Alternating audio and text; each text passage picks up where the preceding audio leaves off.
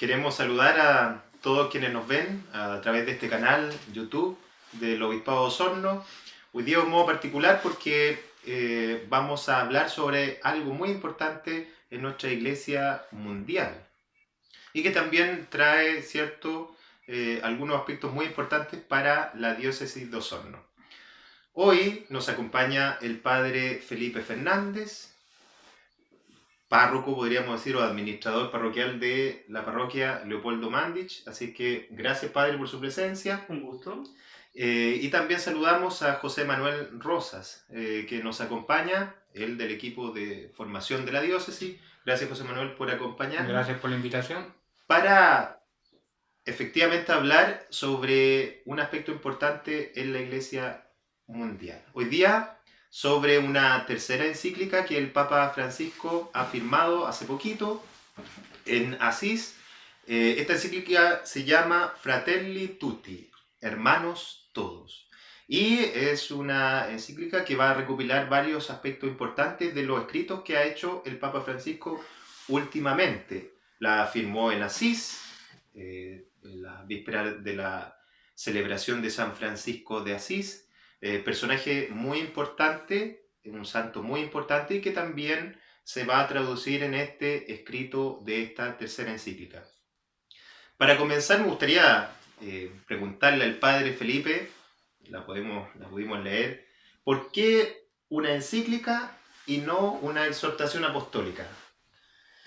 ¿Por qué una encíclica y no una exhortación apostólica? Primero que todo, ¿cierto? Me imagino, obviamente uno tiende a interpretar, a hacer una hermenéutica de lo que el Papa quiere decir, y ciertamente el contexto en que nos encontramos necesita algo de esa fuerza, porque sabemos que una encíclica tiene más fuerza, por así decirlo, teológica, dogmática, doctrinal, que una exhortación. Una exhortación suena más como a invitación. Ahora es imperativo lo que el Papa nos pide. Yo creo que todos estamos clarísimos en eso, de que este bien común, de que este caminar hacia la fraternidad es un imperativo. Por todo, lo sabemos aquí en nuestro país, lo sabemos aquí en Osorno, lo sabemos por los distintos conflictos como el mismo Papa va narrando, y se hace imperativo caminar hacia la fraternidad. Se hace, lo vuelvo a repetir, lo vuelvo a reiterar, ser redundante, se hace reiterativo, se hace imperativo. Y en ese sentido, por eso yo creo que una encíclica tiene mucho más fuerza, más potencia, más ánimo, más auge que una exhortación apostólica que sabemos, no es que tenga menos nivel ni nada, pero la encíclica tiene mayor razón o mayor fundamento teológico, doctrinal para la vida de la Iglesia. Y hay, bueno, otros puntos que iremos destacando más adelante porque, como lo conversábamos en la antesala, ¿cierto? El mismo Papa Francisco, como lo hacen todos los papas, va bebiendo de esta tradición de la Iglesia y no queda ajena a las encíclicas que le han dado vida a lo que se llama el cuerpo o la doctrina social de la Iglesia. Exacto. Le da en cierta medida más fuerza este documento porque también nos da más fuerza a la Iglesia universal. José Manuel, quizás, ¿cuál será la inspiración? ¿Es una encíclica que se escribe ahora, recién, con la pandemia? ¿Antes se venía escribiendo? Es interesante tu pregunta porque yo creo que el Papa, asolapadamente ve los contextos mundiales que estamos viviendo, ¿cierto? Los contextos mundiales que se viven, si uno hace un recorrido así a la rápida sobre, por ejemplo, el tema político, hay posturas extremas, hay crisis de gobernabilidad en muchos países. También renace el espíritu nacionalista en algunas partes y en algunas ocasiones se ve como en jaque también la comunidad europea. Entonces yo creo que recoge el contexto, para mí una encíclica bastante profética igual. Nosotros sabemos que el profetismo es anunciar y denunciar. Yo creo que tiene muy claro esta encíclica esta doble dimensión.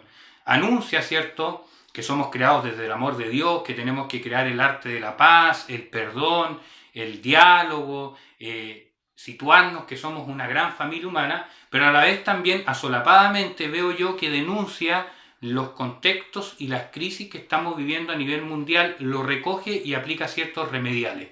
Para mí yo creo que eso es es como darle una mirada bien vaga, general, a lo que es la encíclica, y estoy muy de acuerdo con lo que dice el padre Felipe, que la verdad es que recoge muy bien. Nosotros, por ejemplo, que somos bastante lectores o vemos el contexto mundial, nos gusta la política mundial, no solamente la local, recoge muy bien algunas crisis que se están viviendo mundial aparte de la pandemia y aplica ciertos remediales desde la inspiración cristiana. Sí, cuando se va leyendo esta encíclica, la verdad es que lo invitamos a leerla porque es no solamente un escrito que lo llega y lo hace, sino que se va tomando de discursos que ya él había elaborado, había hecho. San Francisco de Asís va a ser importante aquí, padre Felipe. ¿Por qué sería importante para esta encíclica San Francisco? Porque el nombre me parece que lo toma de ahí, ¿no? Partamos de la misma base, ¿cierto?, de que el Papa, al iniciar su pontificado, elige ese nombre, ¿cierto?, Francisco de Asís. Él mismo lo señala por la cercanía que siente con este santo. Y dentro de lo poquito que cada uno de nosotros ha podido compartir, relacionarse con esta espiritualidad franciscana, ¿cierto?, sin duda, una de las cosas que, por lo menos a mí personalmente, más me resuena es el tema de la fraternidad. Está claro, digamos, uno piensa en franciscanos, capuchinos, no sé, clarisas, toda esta rama de espiritualidad franciscana que hay en la iglesia, y lo primero es la fraternidad, ¿cierto? El título lo indica. Todos y todas somos hermanos, y eso lo dice San Francisco, y no solo lo dice, sino que también lo vive, y lo vive de una manera clara, sencilla, pero de una manera también muy, muy profunda, y en ese sentido podemos ir descubriendo en la encíclica varios conceptos. Lo pensaba yo en el sentido sobre todo de cómo ir actualizando los diferentes santos, los diferentes hombres y mujeres que van dando vida a estas congregaciones o a diferentes momentos de la vida eclesial, cómo actualizarlo. Y en ese sentido yo siento que el Papa como que actualiza la figura de Francisco de Asís en el mundo de hoy, ¿cierto? Me parece notable en eso, y ahí, bueno, hay hartos puntos, hay hartas cosas, como ya lo señalaba José Manuel, ¿cierto? Me gusta mucho eso, una de las cosas que más me quedaron, cómo él nos ayuda, o nos anima, o nos desafía a estar con los fracasados, ¿cierto? Así textual, dice, o sea, bueno, por lo menos la traducción al español lo señala así, a caminar junto con ellos, a la gente que fracasa en la vida, y por diferentes motivos, pero a estar con todos y ver en todos a hermanos y hermanas. ¿Y desde qué perspectiva o desde qué base? La fraternidad. Por eso yo creo que la figura de Francisco de Asís, aunque claro, no sé si tendríamos que decir que la figura de Francisco de Asís es preponderante, no solo en esta encíclica, digamos, sino que en todo el pontificado hasta el momento de Francisco del Papa, porque la Laudato Si, la alegría, es que ahí uno va destacando hartas cosas, y si nosotros miramos un poquito la Evangelii Gaudium también, ¿cierto? Recuerdo uno de los pasajes cuando compartíamos con una religiosa en las terciarias capuchinas, y fuimos a una, no sé si tú andabas, ¿no, José Manuel?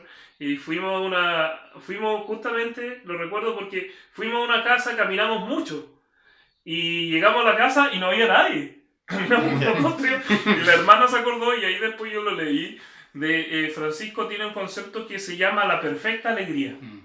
Que, bueno, si quieren lo leen y lo buscan ustedes por ahí, yo lo voy a resumir nada más. Pero es que cuando las cosas inclusive resultan mal, como en este caso, y también lo cuenta en la historia de Francisco con el hermano León, parece, que le cuenta ahí, inclusive hay cómo encontrar esa perfecta alegría. Después, ¿cierto? La Laudato Si, ¿para qué decir Francisco? La casa común. La casa común, el cántico de las criaturas, ¿cierto? Y todo eso. Entonces, como es algo transversal en el pontificado del Papa, el pensamiento de Francisco de Asís. Llama la atención, digamos, que el Papa quiera incluir a todos. No es una cosa así como solo los católicos o los que estamos acá, no, todos. O sea, es importante también que el Papa ha tenido encuentros con otras religiones, y desde esto también parte también. Me imagino San Francisco de Asís lo ha dicho así. Monseñor Valdés también tiene unos escritos muy interesantes en donde hay testimonios también que se dicen de que él acogía a todos. Y es lo que quiere hacer el Papa con esta encíclica. Un aspecto muy importante que toma de Benedicto XVI es el concepto del amor. También lo toma muy en cuenta. José Manuel, no sé si podría... Sí, me gustaría referirme antes, si me lo permite, al tema de Francisco de Asís, igual, porque hay una cosa, el Papa dice una frase, no la manejo ahora textual, pero que Francisco no se quedó en la disputa de la dialéctica, de la guerra de la dialéctica, de conceptos, sino que, y va en la línea de tu pregunta, Francisco ¿qué hizo? Mostró el amor de Cristo. Y a mí me interesa mucho la figura de Francisco y siempre la hago como una analogía, quizás cometo una brutalidad aquí, con Lutero. Porque ambos son reformistas. Pero siempre yo he dicho, y a Lutero hay que respetarlo bastante, porque quizás Lutero también buscaba cierta sencillez en la iglesia, lo mismo que buscó Francisco de Asís. Pero, ¿cuál es la gran diferencia? Francisco de Asís impecablemente se mantiene en la fidelidad con la iglesia. Impecablemente. El Papa, para algunos, también tiene algo bastante de reformista. Y la reforma no hay que tenerle susto. A veces cuando uno dice, bueno, este personaje es reformista, depende de la reforma, sí, pero siempre la reforma en la iglesia, ¿qué ha tratado de buscar? Volver a los inicios, volver a la fuente, volver a la Sagrada Escritura, volver a la evidencia, a lo sencillo, volver a la evidencia de las primeras comunidades. Entonces, en ese sentido, Francisco de Asís es una figura, aparte de todo lo que escribió el padre Felipe y tú, es una figura bastante importante de la iglesia y por algo el Papa se quiso llamar Francisco. Y con respecto a tu pregunta sobre el amor, Benedicto, en una de sus encíclicas sociales, ¿cierto? Cuando hace esta composición entre el amor y la verdad, el Papa también lo recoge. El amor siempre tiene que ir acompañado de la verdad, o si no, dice Benedicto, es un mero sentimentalismo. Y el Papa también dice que aquí no hay que quedarse tampoco en buenas intenciones o en grandes ideales, sino también tenemos que hacer hechos concretos, dice, ¿cierto? Y esos hechos concretos desde la inspiración máxima que tiene nuestra fe, que es desde el amor. Y también el Papa dice, Francisco en esta encíclica dice que nosotros fuimos creados desde el amor, por lo tanto, amor tenemos que dar. Exactamente. Hay varios temas, por eso invitamos a cada uno de ustedes a poder leer este texto que ya está disponible en internet, porque enfrenta los grandes conflictos que tenemos como sociedad mundial, entre ellos el tema de la política, habla de la ONU en algún momento también, habla sobre el bien común, de la autoridad, de los migrantes también, que es un aspecto muy importante. Padre, no sé, ¿hay conceptos nuevos en esta encíclica? ¿Hay algo que le haya llamado la atención? ¿Cuál es el punto medular según su lectura? Primero que todo, ¿cierto? Retomando lo que conversábamos hace poquito, ¿cierto? La pregunta anterior, para tratar de responder esta misma. Y dejar de lado de repente también esas como esos enfrentamientos que queremos hacer presente en base a que, claro, lo que está ocurriendo el día de hoy, ¿cierto? En base a que hay dos papas, es algo que no ocurría hace muchos años, digamos, y como que hay como un cierto enfrentamiento entre el Papa Francisco, el Papa Benedicto, no sé. Primero que todo eso, en el sentido de que la encíclica va recogiendo muy bien, ¿cierto?, todo este pensamiento, y que es lo que hacen siempre los papas. Y yo creo en ese sentido que el Papa Francisco toma muy bien o se desenvuelve muy bien en lo que hizo Benedicto, digamos, de una profundidad, ¿cierto? Lo sabemos, Deus Caritatis, sus diferentes encíclicas, su forma de ser, de una profundidad teológica profunda, de una profundidad teológica inmensa, ¿cierto? Y Francisco nos llama de una manera más diferente, porque el modo de escribir de Francisco es también diferente al de Benedicto. A mí me resulta, tengo que decirlo, mucho más fácil. Igual me gusta Benedicto y su modo de escribir, los datos, pero el modo de Francisco, ¿cierto?, ya nos va indicando un camino diferente, ¿cierto? La cercanía. Y en este caso, vuelvo a reiterar lo que dije anteriormente, y el tema que de una u otra forma se ve reflejado en la lectura o en la perícopa bíblica que está como a base, que es Lucas 10, ¿cierto? La parábola del samaritano. recoger, ¿cierto? No sé, bueno, a mí me gustó eso, digamos, porque también trato de vivirlo en mi propia vida, pero cómo ir recogiendo a todos los que van quedando al lado del camino, principalmente a aquellos que no le ha resultado la vida, que le ha ido mal. Entonces, el tema de la fraternidad para con todo. Y como tú mismo lo señalas, como todos también, como todos y todas somos parte de este mundo, ¿cierto? No sentirnos así como excluidos a priori o sea, no solo por no tener, sino que también por tener. Si yo tengo más posibilidades, me voy más lejos, me alejo de los demás, sino que entre todos caminar. Entonces, me es difícil responder tu pregunta así porque encuentro que son muchas las temáticas que Sí. van apareciendo. Pero si tú me dijeras, me quedo con lo que yo te señalé en delante, que el tema de la fraternidad. El tema de la fraternidad como pilar fundamental de la vida en este momento, como preocuparnos, en definitiva, unos de otros.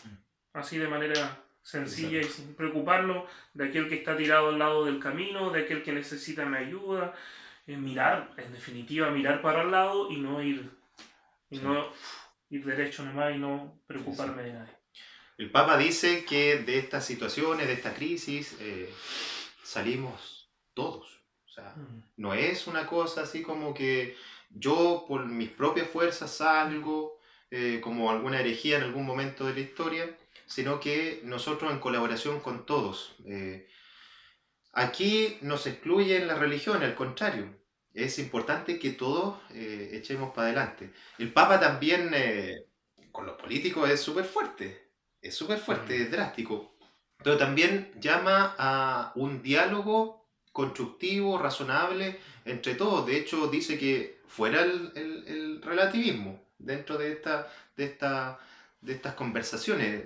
José Manuel quizás nos podría hablar un poquito del relativismo y de la importancia del diálogo. Es muy bueno el punto que tú tocas, porque el Papa se mete en temas candentes, que eso, aparte del lenguaje sencillo que habla el padre Felipe, se mete en la contingencia actual y en temas candentes. Y yo lo que decía anteriormente, se vive una crisis política, pero el Papa dice que veo yo como reivindicar la política. Y tú como dices, tratan mal a los políticos, habla del populismo. También podríamos decir la demagogia, ¿cierto? Pero dice algo que la política en esta reivindicación tiene que ser la piedra más preciosa y que siempre busque la caridad, el bien común. Entonces, en ese sentido, el Papa, como yo digo, reivindica la política, trata también que la política, en vez de en este contexto, ¿cierto?, habla de los muros, habla mucho de los muros. Y una vez yo lo escuché también diciendo que el cristiano no es que él construye muros, sino construye puentes. Entonces también habla, por ejemplo, de la ética, de la relación entre los países, entre los países internacionales. Pero a mí me interesa mucho ese tema que hablas tú del relativismo, de la demagogia o del populismo, porque ha mermado en crisis de gobernabilidad y en crisis políticas que vivimos actualmente, sobre todo en nuestro contexto de Latinoamérica. Bueno, también algunos países europeos también viven algunas crisis con posturas extremas, donde el Papa también, como yo decía anteriormente, quiere aplicar ciertos remediales y orientaciones, dice, bueno, hay que crear una formación para el diálogo, el arte de la paz, el arte de la comunión. En ese sentido yo creo que el Papa, en el punto que haces tú hincapié, me gusta que se mete en el contexto actual y da la orientación desde nuestra inspiración cristiana y desde el magisterio social de la Iglesia. Interesante que esta encíclica abarca todo esto, ¿no? Por eso nuevamente lo invitamos a cada uno de ustedes a poder leer el texto, que realmente es maravilloso, es sencillo también de llevar. Hay un aspecto también importante, estamos yendo, subiendo y bajando, digamos, dentro de los capítulos de la encíclica, pero el Papa habla sobre el desarrollo humano, el desarrollo económico también, y lo ataca fuertemente. O sea, hay que cambiar o ver de qué manera nosotros podemos llevar adelante un desarrollo en donde la persona sea lo más importante. Habla de las armas, tantas armas que se compran, todo eso, ¿no? No sé qué nos podría, padre, ahí ayudar con ese capítulo, digamos. A mí me parece, como decía José Manuel hace un momentito atrás, me parece profético eso. Porque que los líderes, en este caso mirando al Papa como un líder político, como un líder mundial, ¿cierto? Vengan a reconocer que el sistema que llevamos ahora, particularmente económico, va dejando mucha gente de lado. Para mí es fuerte, digamos. Me resulta profético. Y lo destaco también. Y bueno, sobre todo en el primer capítulo que el Papa hace como esta radiografía de la sociedad en que vivimos, por así señalar, estaremos o no de acuerdo cada uno de nosotros y cada uno tendrá su opinión, pero hay hechos que resultan ciertamente objetivos. Y en ese sentido, ¿cierto? Pasar de este paradigma que tanto tiempo no ha tenido ahí, o volver al paradigma donde el ser humano, ¿cierto? Con su dignidad sea lo primero, es un desafío tremendo y algo que no podemos decir, y eso no sé, como un paréntesis, como un excurso, también lo pienso dentro de esta misma encíclica, como el Papa me parece tan humanista, digamos, en la manera en que va describiendo las cosas, en la manera en que se acerca a los demás, en la manera en que está planteando estos temas, porque son temas que nos afectan a todos y él, a pesar de estar en la cátedra de Pedro, ¿cierto? Vicario de Cristo y todos esos títulos que nosotros tendemos a colocarle, él nos habla de modo muy humano, de modo que todos nos podamos sentir parte, como tú lo dijiste hace un momentito atrás, ¿cierto? Todos y todas somos parte de este camino. Pero sin duda, y el tema de la dignidad humana, y ahí por eso te digo, volviendo a lo que ya hemos conversado y cada uno de nosotros ha podido leer en este recorrido eclesial, es recurrente, pues si no es un tema solo del Papa Francisco. Partamos de la base nada más del mismo texto, volviendo al texto de Lucas 10, ¿cierto? El ser humano está por sobre todas las cosas. Recordemos, ¿cierto? ¿Quién pasó en ese texto? El sacerdote, pasó el levita, y lo dejaron de lado, lo dejaron botado por otras cosas, entre comillas, más importantes que ellos tenían que hacer. ¿Qué es más importante que un ser humano que necesita nuestra ayuda? Nos viene a recalcar el Papa. Entonces, ese llamado que tú señalas y que ahora mismo me interpela, ¿cierto?, a decir alguna palabra, siento que es profético de parte del Papa, señalarlo así del modo que él lo hizo, de un modo claro, directo. Es un llamado de atención para todos y para todas, en todas nuestras dimensiones. El buen samaritano, transversal en toda esta encíclica. También, ¿por qué? Porque trata otro tema interesante y candente como es la migración. También el Papa apunta a eso. José Manuel quizás nos podría orientar ahí. Utiliza el Papa acoger, proteger, promover e integrar, ¿no? Porque es difícil que muchas veces nosotros en nuestra casa aceptemos a otro, digamos. Es difícil, pero sabemos de que vienen de otros lugares porque hay hambre o no está la mejor calidad de vida, digamos. Entonces, no sé, ¿qué le parece me acuerdo de un hecho que me contó un sacerdote que estaba participando en una misa, parece, en Alemania, y le entregaron un bolsito que decía: Jesús fue el primer inmigrante. Yo creo que en ese sentido el Papa también, insisto, en este tema de recoger el contexto, no es un Papa que le saca el cuerpo a los problemas de los contextos actuales, ni tampoco ocupa una retórica muy intraeclesial que solamente lo vamos a entender nosotros, sino que en ese lenguaje sencillo que tú mismo dijiste los conceptos, ¿cierto? Acoger. El Papa quiere tocar este tema que ha sido también un tema de conflicto a nivel internacional, donde muchos presidentes, por ejemplo, Merkel, que abrió la frontera, ¿cierto?, para recibir a muchos inmigrantes, fue bastante criticada en su momento. Se hacía una lectura de Alemania que por lo que había cometido, ¿se acuerdan?, en la guerra, le estaba como devolviendo la mano a la humanidad, y por eso abría la frontera. Francia en un momento también acogió, pero ¿se acuerdan que después cerró la frontera así de forma abrupta? Entonces el Papa, insisto, recoge los temas candentes actuales como el tema de la inmigración, lo que estamos viviendo también a nivel país, ¿cierto?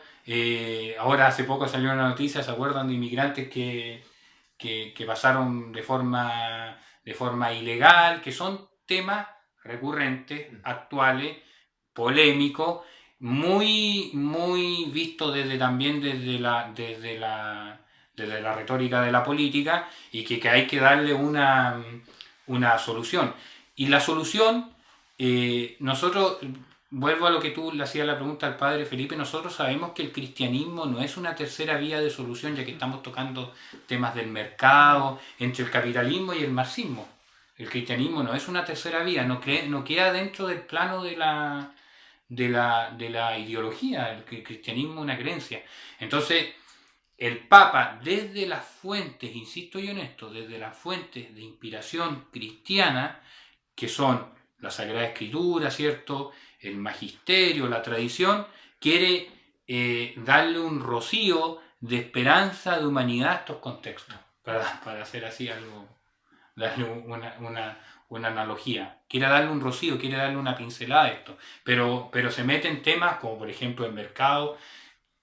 Hay una gran pregunta, por ejemplo, ¿el mercado tiene ética?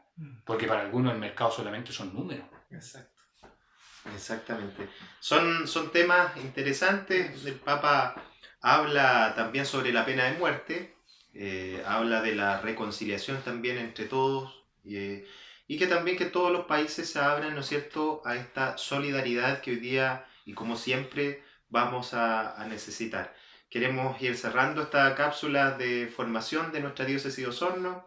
Quizá en un minuto, ambos, Padre Felipe, un mensaje para poder leer esta encíclica, Hermanos Todos, Fratelli Tutti, para nuestra diócesis. Primero que todo, leer, como lo señalamos, ¿cierto? Así que eso es lo más importante, a pesar de que a lo mejor a veces tenemos, ¿cierto?, nuestro propio pensamiento, pero leer, contrastar y darnos cuenta de que en el diálogo, como el mismo Papa nos invita, ¿cierto?, en el diálogo vamos todos caminando para delante. Así que nada más que leerla, formarnos, ¿cierto? Si alguien la quiere estudiar más profundamente, igual la puede hacer y lo podemos hacer. También a lo mejor un llamado para nosotros.